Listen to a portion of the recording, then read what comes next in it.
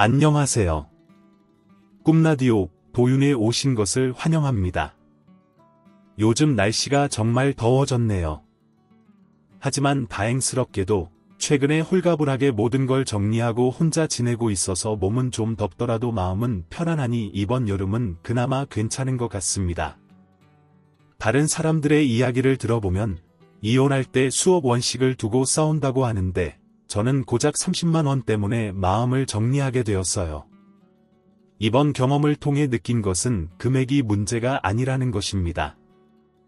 10,000원 한 장으로도 평생 원수가 될 수 있으니까요. 저는 제약회사에서 약사로 일하다가 영업사원과 눈이 맞아 연애를 시작했고 2년 만에 결혼하게 되었어요.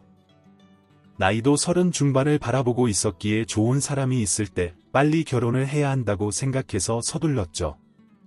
2년 동안 연애하는 동안 남편 될 사람이 어머님께 저를 무척 궁금해하셨지만 결혼 약속 전까지는 남자 쪽 가족과 왕래를 하지 않는 것이 제 원칙이었기에 뵌 적은 없었습니다.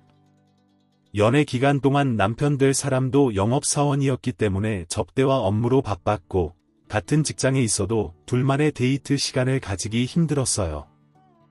그래서 데이트할 시간이 생기면 서로 더욱 애틋해지고 그 시간만큼은 싸우지 않으려고 노력했기에 큰 문제 없이 결혼 이야기까지 나오게 되었어요.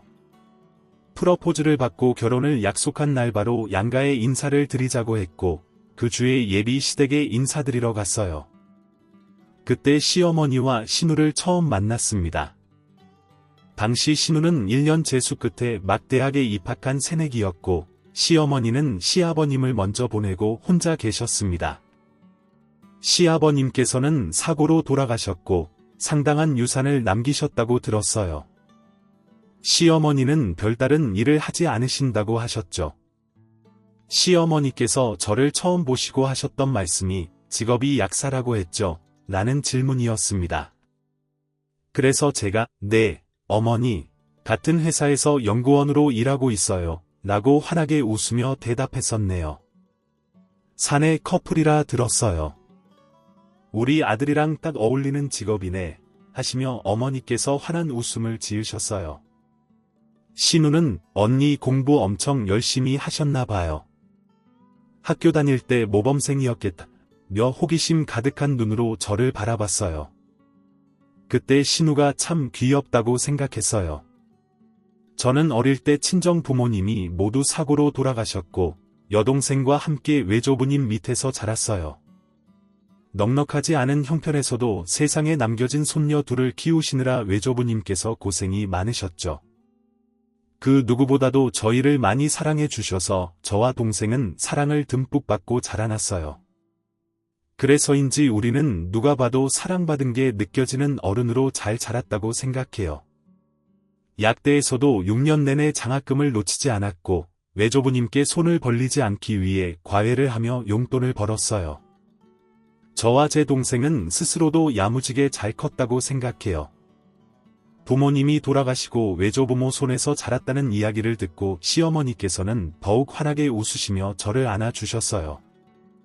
나는 부모님 없이 자랐다고 편견 가지는 사람 아니야. 이제부터 내가 내 부모님이라고 생각해 라고 하셨어요. 그때는 그 말에 가시가 있는 줄도 모르고 그냥 어머니의 마음이 따뜻하다고 생각했어요.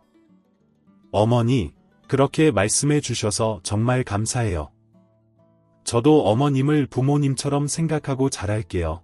라고 대답했죠. 그래, 그 말 꼭 지켜주렴.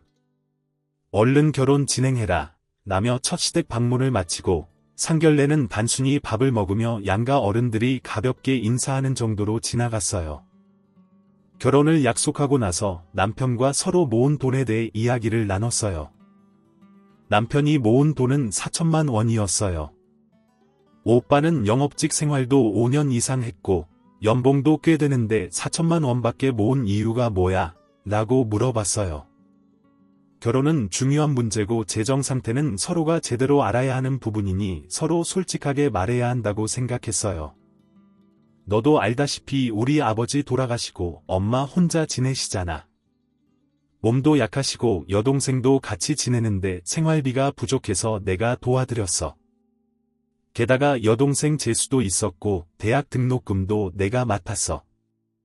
그러다 보니 여유롭게 모으질 못했네.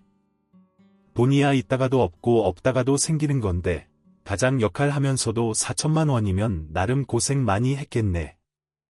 남편의 말을 들으며 가장 역할을 하느라 고생 많았겠다는 생각이 들었어요. 안쓰럽기도 했고요. 걱정 마, 너랑 결혼하고 나면 생활비는 끊을 거야. 남편의 말에 그래, 매달 드리진 못하지만 명절이나 생신 때는 서운하지 않게 잘 챙겨드리자고 다독여줬어요. 그런데 너는 얼마나 모았어?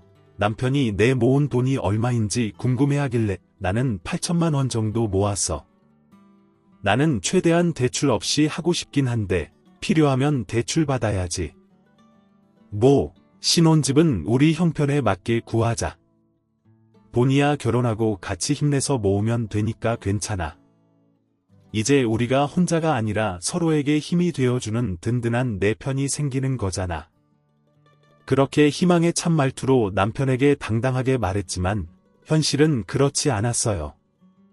남편은 무슨 이유든지 단기 연체가 있어서 대출에 발목이 잡혔어요. 대출을 내지 않으면 직장과 엄청 멀어지게 되는 상황이었죠. 그렇게 고민하던 중 외할아버지께서 저를 따로 부르셨어요. 우리 장녀, 이제껏 혼자 훌륭하게 커온다고 고생 많았지. 이 할아버지가 부족한 탓에 고생만 시켜서 미안하다. 외할아버지께서는 눈시울을 붉히며 옷소매로 눈물을 훔치셨어요. 손녀를 사랑하는 마음이 너무나도 잘 느껴져서 저도 눈물이 났어요. 외할아버지께서 통장 2개를 건네주셨어요. 하나는 이 부모님이 남겨주신 돈이고 하나는 이 할애비랑 이 할미랑 한두 푼 모은 것이다. 네 부모님이 남긴 유산의 절반이 들어있어. 나머지는 네 동생 시집 갈 때 줄 생각이다.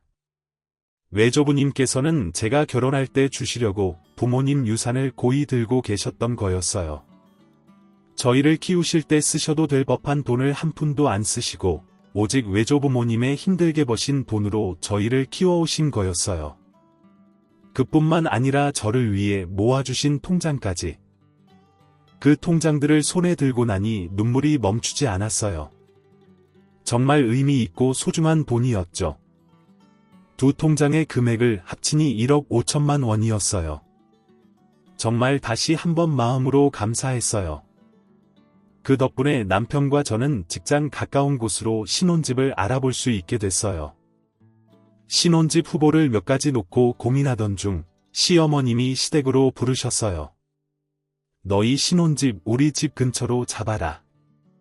어머님, 저희는 이미 직장 근처로 신혼집을 알아보고 있어서요. 이 동네는 직장 근처에 알아본 신혼집보다 20분 정도 더 멀기도 하고요. 내가 니네한테 5천만 원 지원해 줄 테니 잔말 말고 이 동네로 와라. 시어머님이 5천만 원을 보태주시면 남편 동네에 새로 생긴 아파트로 갈 수 있었어요. 원래 구하려던 신혼집보다 평수도 넓고 신축이라 나쁘지 않다고 생각했어요. 그래, 우리 엄마 말대로 하자. 우리 아이 낳으면 엄마랑 집도 가까우니까 엄마가 아이도 봐줄 수 있고 새 아파트 평수도 넓어서 훨씬 좋잖아. 그리고 원래 가려던 곳 전세 얻을 가격으로 아파트를 매매해서 갈 수 있으니 우리 집이 생기는 거니까 손해볼 건 없어. 옆에 있던 남편도 신난 목소리로 어머님 말에 맞장구를 쳤어요. 언니 좋겠다. 우리 엄마 원래 엄청 구두쇠인데 엄마가 돈도 준다고 하고 언니 정말 복 받았네요. 신우도 한마디 거들며 부러워하는 듯한 말투로 말했어요. 그래서 저도 더 고민할 것 없이 시어머니께 5천만 원을 지원받아 수월하게 신혼집을 구할 수 있었어요. 그렇게 입주한 신혼집에서의 생활은 정말 행복했어요. 독립된 제 공간을 가졌다는 것도, 제가 마음대로 꾸밀 수 있는 집이 생겼다는 것도 모두 좋았어요. 그래서 신혼집 인테리어와 살림살이 하나하나에 애정을 가지고 제 취향대로 꾸미는 낙으로 지냈었죠. 그런데 자꾸 제 살림살이의 위치가 바뀌고 냉장고에는 제가 모르는 음식이 채워지며 먹으려고 했던 음식은 사라져 있는 상황들이 반복됐어요. 그래서 남편에게 물어봤죠. 우리 엄마가 왔다 갔나 보다.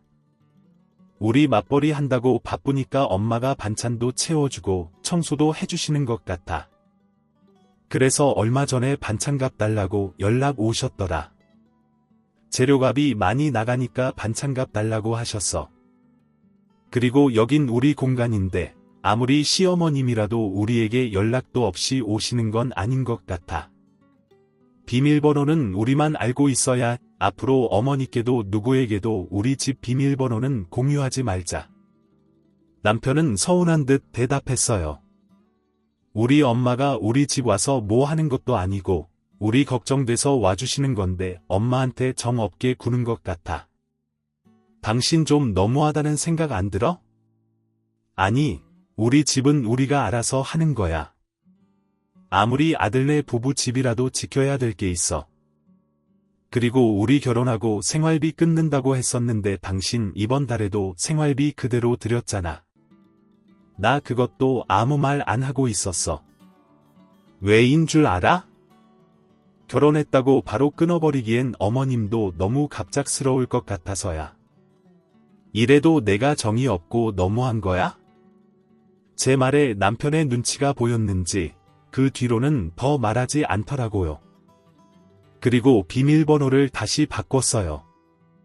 하지만 비밀번호를 바꿔도 남편이 자꾸 가르쳐주는지 퇴근하고 나면 시어머니의 흔적이 그대로 남아 있었죠. 저도 누가 얘기나 해보고 싶어서 남편에게 말도 안 하고 비밀번호를 바꿔버렸어요. 그때마다 남편은 집 비밀번호를 모르니 시댁에 가서 자는 일도 자주 있었어요. 시어머니의 지원을 받아 시댁과 5분 거리에 신혼집을 구했던 제가 살아오면서 한 선택 중에 가장 큰 실수였어요. 시어머니께선 지불해준 생색을 너무 내고 싶어 하셨어요. 처음에는 생색이라고 생각 안 했는데 가면 갈수록 저에게 너무 대접받고 싶어 하셨어요. 저한테 단독으로 5천만 원을 주신 게 아니라 아들도 같이 살 집에 주신 건데 대접은 며느리에게 엄청 받고 싶어 하시더라고요. 어김없이 금요일에도 남편은 시댁에서 자고 다음날 초인종을 눌렀어요. 문을 열어주니 이번엔 화가 난 얼굴에 시어머니와 같이 왔어요. 어머님도 같이 오셨네요. 내가 내 아들 집 오는데 너한테 일일이 보고하고 와야 되니 이 집에 엄연히 내 지분도 있는데 내가 어디 못 올 곳이라도 온 듯이 얘기하는구나. 어머님 결혼하실 때 저희 지원해 주신 건 정말 감사한데 저희를 독립된 한 가정으로 봐주세요. 아들이 사는 집이지만 저도 같이 생활하는 곳이니까 다음부터 오실 때는 연락 주세요. 비밀번호는 죄송하지만 제가 다시 바꿀게요. 예, 내가 남도 아니고 시애미가 비밀번호 좀 안다고 큰일이라도 난데 그리고 너 왜 자꾸 비밀번호는 수시로 바꾸는 거야? 일부러 나 때문에 그러니 남편한테 비밀번호는 우리 말고 다른 사람에게 절대 공유하지 말라고 매번 신신당부했는데도 지키질 않으니 저도 그냥 바꿨어요. 제가 이야기한 것만 지켜주시면 저도 이러지 않죠. 어머님 제 친정 사람들도 저랑 남이 아는 효력이지만 저희 집 비밀번호 안 가르쳐줘요.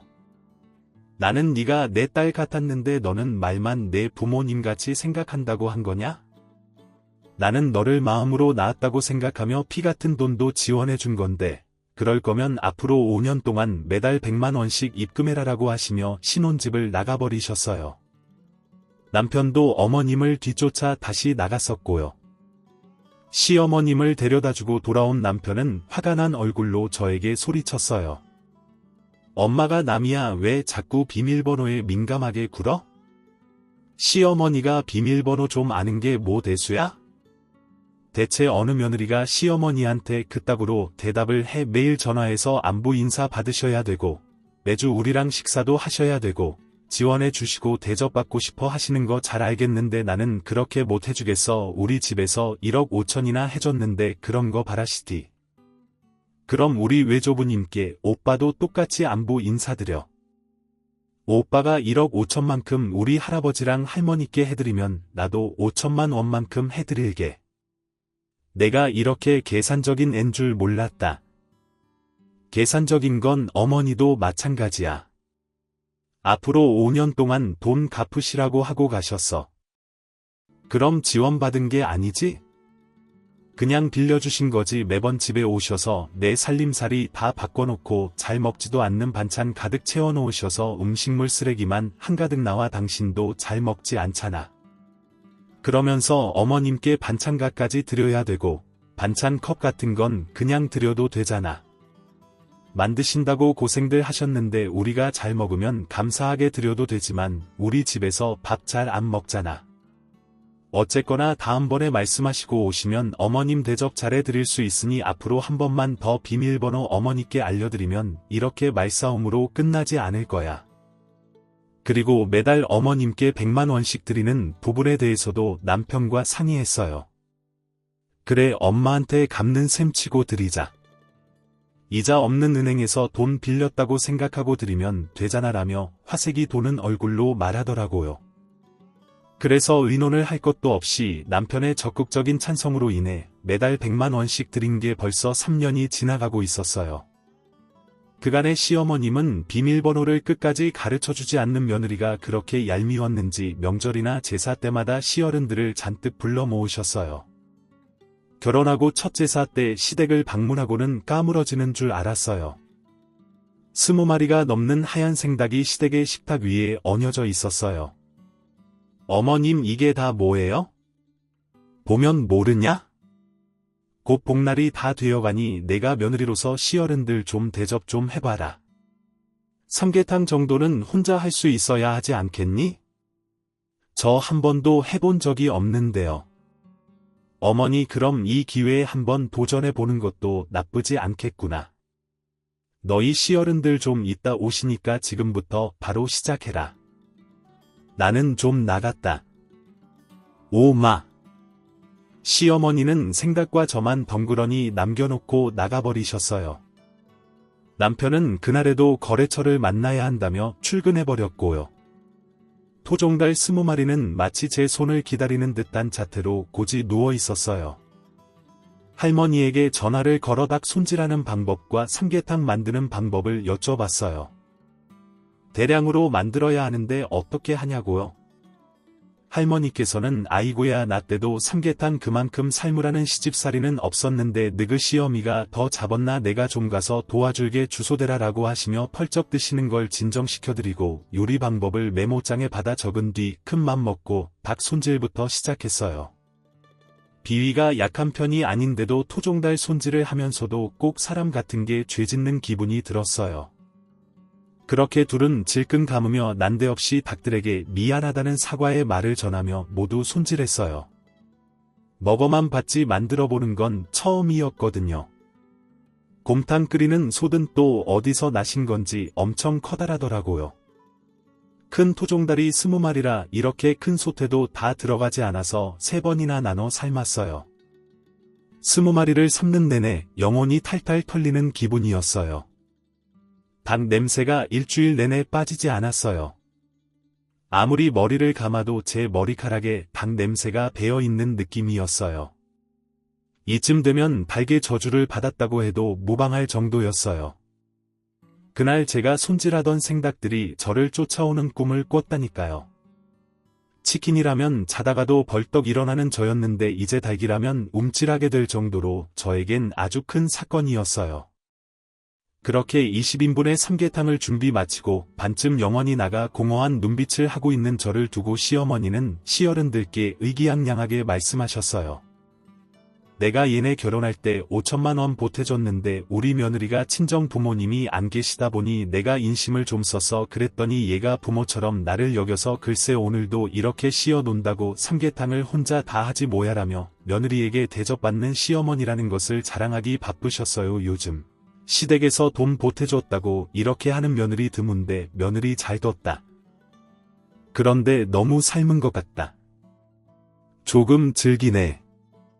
저렇게 열심히 삶았는데도 지적이 들어왔어요. 그냥 좀 맛있다고 하면서 드셔주시면 좋았으련만 좀 허탈하고 험했어요. 즐기다고 하시면서도 싹싹 그릇들을 비우긴 했지만요.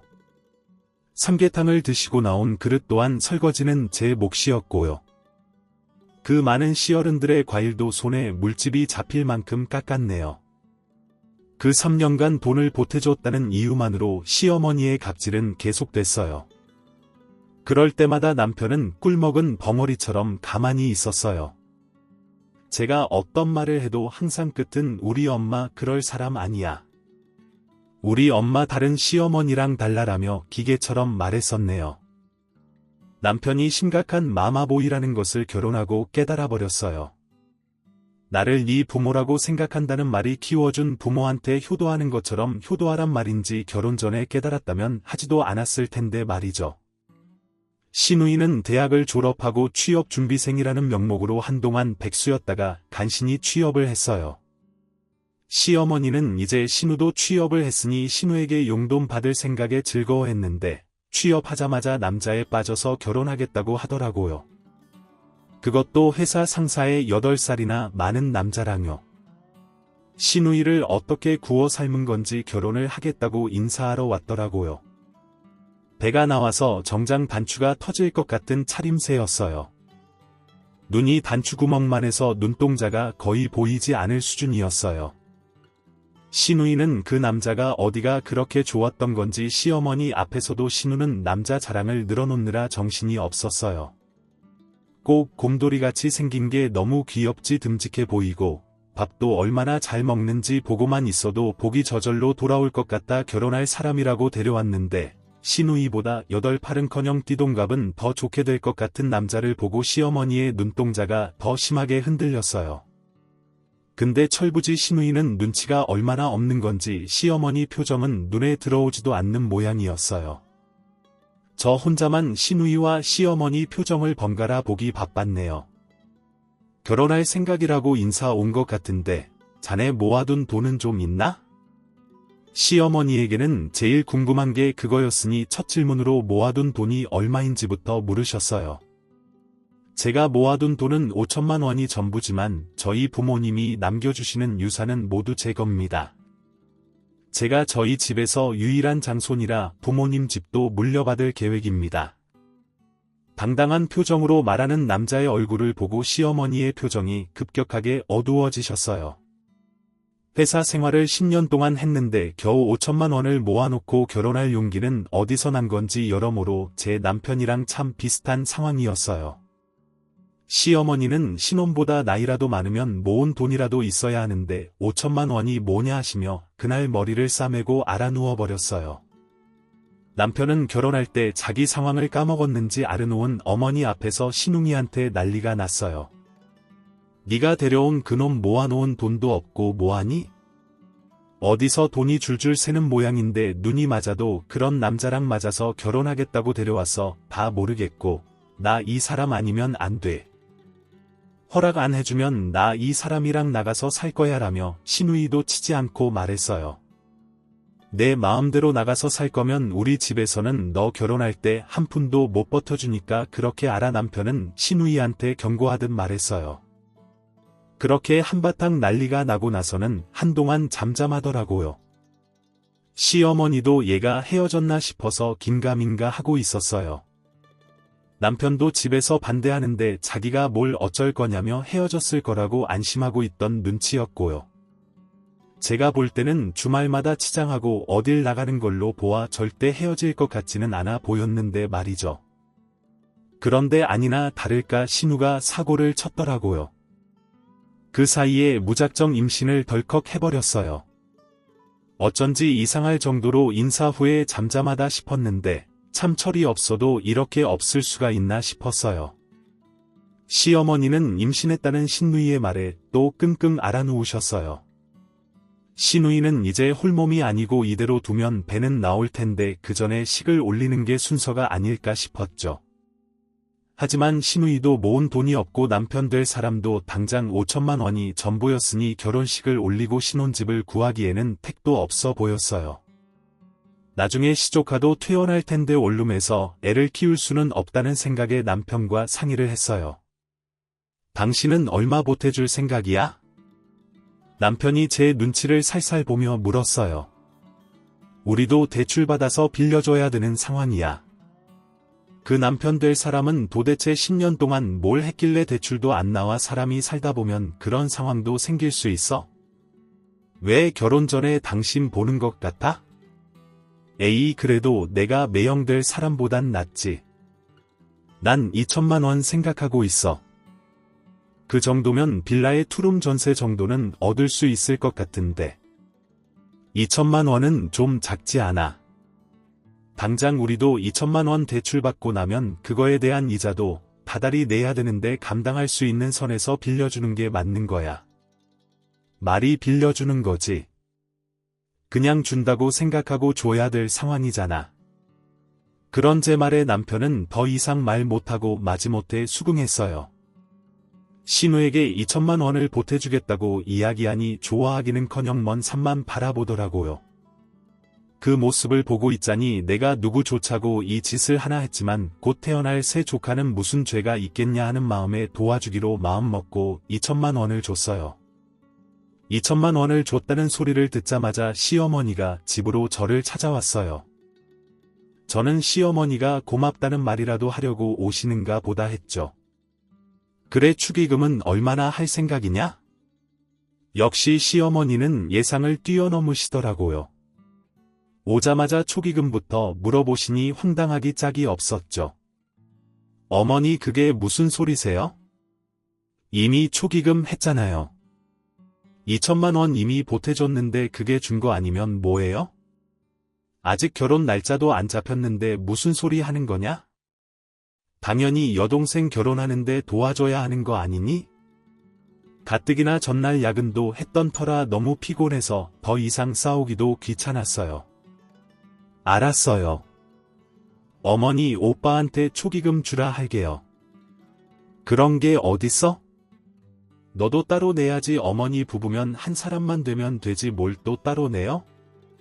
신우이가 결혼하는데 그 축의금이 그렇게 아깝냐? 너는 돈 잘 버는 내 아들한테 시집 와 놓고 우리 딸은 돈도 없는 남자한테 덜컥 임신해서 쫓기듯 결혼하는 마당에 안쓰럽지도 않아. 그냥 좋은 마음으로 축의금 내줄 수는 없는 거니? 네, 알았어요. 어머니, 그렇게 할게요. 그런 시어머니 말에 그냥 알겠다고 했네요. 그 후에 결혼식 날짜가 잡혔고 결혼식 당일에 우리 부부는 이미 대출까지 내서 돈을 많이 준 상태였고 저는 그냥 예의상 30만 원을 넣어줬어요. 신우이의 결혼식이 끝난 뒤에 집에서 한숨 돌리고 있는데 갑자기 초인종이 마구 울려댔어요. 문을 열어드리니 시어머니께서 집에 들어오셔서는 저에게 삿대질을 하며 이야기하셨어요. 이야기보다는 일방적인 소리 지르기였죠. 아무리 생각해도 너무 괘씸해서 내가 가만히 있을 수가 없어서 왔다. 신우이 결혼식에 고작 30만 원이 다냐? 네 남편은 축의금으로 500만 원을 해줬다. 순간 저는 제 귀를 의심했어요. 500만 원이라니. 갑자기 남편의 시어머니 말을 듣고 기겁하더니 엄마, 무슨 500만 원이야, 엄마 말 헛나온 거지라며 제 눈치를 보더라고요. 저는 힐끔거리며 시어머니께 고개를 저으며 말하지 말라는 눈빛을 보냈어요. 왜, 내가 못할 말 했냐? 너 맘대로 집에서 500만 원도 못 해주는 거야. 네 마누라 눈치 볼 게 뭐가 있어? 시어머니는 되려 당당하게 저를 쏘아보며 소리쳤어요. 당신 축의금으로 500만 원 해준 게 사실이야? 제가 들은 게 정말 사실인지 확인하기 위해서 남편에게 물었어요. 이번엔 보너스 나올 게 좀 있어서 대출 받아서 줬어. 나한테 상해 한마디 없이 500만 원을 줘. 그러게 처음부터 대출도 받아서 줬으면 됐잖아. 아무리 생각해도 2천만 원은 너무 작은 것 같고 세상에 하나밖에 없는 동생 결혼식에 오빠가 돼서 500만 원 정도는 해줄 수 있잖아. 당신이 너무 속 좁게 구니까 어디 상이나 제대로 할 수 있겠어. 남편은 오히려 더 당당하게 소리치더라고요. 그래, 네 남편 말 틀린 거 하나 없다. 신우이가 여럿도 아니고 고작 하나인데 너는 30만 원이 뭐냐? 제가 30만 원 한 게 뭐가 문제예요? 어머니, 너 사돈처녀 결혼식에는 100만 원에 줬다면서 신우이는 저희 결혼식에 아무것도 해준 게 없었어요. 그때 신웅이가 대학생이었으니 이해했고요. 반면에 제 여동생은 제가 결혼할 당시에 공무원을 준비하던 고시생이었어요. 돈이 없는데도 불구하고 공부를 해야 하는 시간에 5일간 물류센터에서 단기 아르바이트를 해서 초기금으로 50만 원을 줬었어요. 그 마음이 너무 예쁘고 고마웠어요. 그 외에도 노래를 잘해서 축가도 그냥 불러줬었네요. 형부 생일마다 생일 선물이랑 축하 메시지도 까먹지 않고 매년 해줬었고요. 그런데 신우는 제 생일이 언젠지 관심도 없었고 본인 생일에나 자기 오빠한테 용돈 달라고 연락 왔었어요. 먼저 무엇을 챙겨주는 법도 없었기에 딱히 애정이 갈 만한 게 없기도 했어요. 동생 결혼식에 100만 원밖에 못 해준 게 못내 아쉬운 마음뿐이었어요. 공교롭게도 제 여동생이 결혼한 지 3개월 만에 신우도 결혼식을 올리게 됐고요. 저는 신우에게 30만 원을 준 것도 많이 줬다고 생각했어요. 매일 미주알고주알 시어머니에게 모든 것을 말하던 남편은 제가 여동생에게 초기금으로 100만 원을 준 것도 분명 모두 말했을 테죠. 아가씨는 올해 결혼식 때 아무것도 해준 게 없어요. 이 정도면 저희도 할 만큼 했다고 생각해요. 그때 네 신우는 대학생이었잖니? 제 동생도 고시 공부한다고 아무것도 없었어요. 하루하루가 소중한 시간인데 5일 동안 언니 결혼식 축의금 준다고 단기 아르바이트까지 해서 50만 원이나 줬고요. 그럼 너도 50만 원 주면 되지? 몸 100만 원이나 주니? 받은 만큼 주면 될 것이지. 그렇게 따지면 저는 신우이에게 줄 게 없는데요. 어머니 약사 며느리 들어왔다고 좋아했더니 약사 며느리가 고작 신우 결혼식에 30만 원 했다는 이야기를 어디 가서 말도 못하겠다. 얼마나 창피스럽겠니? 그리고 친정이랑 시댁이랑 같냐? 시댁과 친정은 하늘과 땅 차이거늘 어디서 그걸 비교하고 시어미 앞에서 당당하게 입을 놀리고 있니? 시어머니는 한마디도 안 쥐고 어머니의 모든 말을 데리고 가는 제 태도에 분했는지 얼굴이 빨개지셨어요.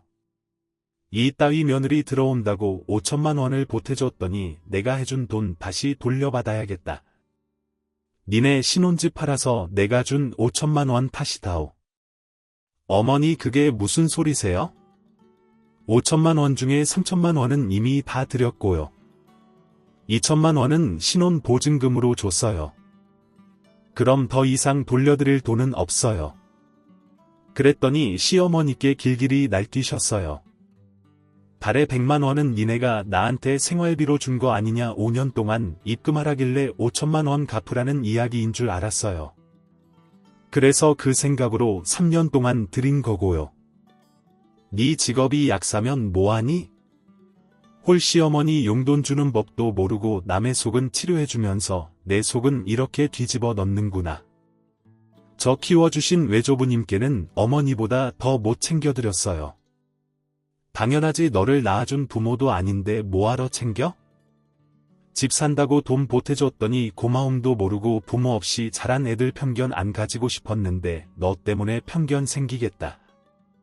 다른 집 며느리들은 시어미가 그렇게 보태주고 하면 먼저 고마워서 큰절 올리고 매번 무난 인사의 용돈에 그렇게 잘한다던데 나는 며느리 잘못 둬서 대접도 못 받고 아이고 내 팔자야. 시어머니는 갑자기 제 앞에서 통곡을 하셨어요. 남편은 시어머니의 통곡에 시어머니에게 달려가서 죄송하다고 달래주며 당장 부동산 가서 신혼집을 내놓겠다고 말했어요. 시어머니 막말에 저도 눈이 돌아가 버렸어요. 그래서 어머님이 우시든 말든 상관 안 하고 저도 소리쳤어요. 제가 3년 동안 왜 한 게 없어요? 며느리 놀이 한다고 시댁 가서 제가 몇 인분의 음식을 했는지 왜 빼고 말하세요? 덕분에 자다가도 벌떡 일어날 정도로 닭 좋아하던 제가 닭을 못 먹어요. 명절, 제사, 생신, 어버이날 모두 빠짐없이 다 챙겨드렸는데 도대체 뭘 안 했다는 거예요? 얘 눈 지켰던 것 좀 봐라. 너 그러다 신미 잡겠다. 어머니도 저한테 막말하시는데 저라고 왜 못해요? 어머니는 기껏 5천만 원 보태줘 놓고 바라는 건 엄청 많으셔. 약사 며느리 받았다고 노래를 부르실 거면 뭐라도 해주고 하세요. 다른 집은 며느리가 약 사면 자기 건물에 약국도 하나 차려주던데 제가 그런 거 바란 적 있어요. 그리고 어머니 아들도 이제 자기 가정이 생겼는데 언제까지 어머니한테 생활비를 드려야 돼요? 저희는 이미 어머님이 우리에게 보내주신 돈 다 갚았어요. 어머님 아들이 결혼 전에 더 이상 집에 생활비 안 드리겠다고 약속했고요. 우리는 3년 동안 드릴 거 다 드렸고 씨는 보증금도 줬으니 드릴 게 없어요. 쉬지 않고 말을 꺼내며 시어머니 말에 반박했어요. 3년 동안 애도 안 가지고 빨빨거리고 돌아다니는 거 내가 다 이해해줬더니 시어미한테 눈치껏 뜨고 말하는 본세 봐라. 공부 잘하는 며느리 받았더니 말 대답만 일품이네. 머리만 큰 게 아니라 주둥이도 커졌구나. 너 시어머니랑 그러는 와중에 남편이 외투를 입고 방에서 나왔어요. 엄마 진정하세요. 일단 같이 부동산 가요. 집 내놓든지 하게 그 말에 제가 소리를 질렀어요. 어딜 나가 부동산 너 거기 딱 멈춰 있어. 내가 얼마나 많은 걸 포기하면서 이 집에 들어왔는데 엄마 한마디에 집을 포기해.